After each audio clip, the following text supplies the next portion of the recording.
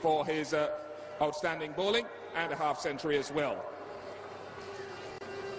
He will collect a blackberry and a little trophy there as well.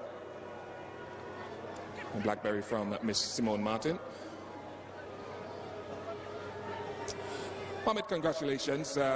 Your batting seems to have come on quite nicely in the last year or so. What do you put that down to?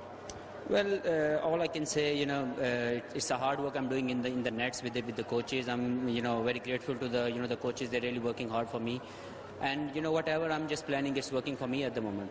And your bowling, how important is that an aspect? We know what it values to the team, but from your own personal confidence. Well, it's all, the role given to me, as a captain. I think Shahid Afridi, he's using me well. Whenever he thinks, there's a chance for me, he always give me the ball. And I just try to, just restrict the batsman. And, I'm just, getting the wickets with that. You certainly are doing that. Very well done from a team point of view today and for yourself as well.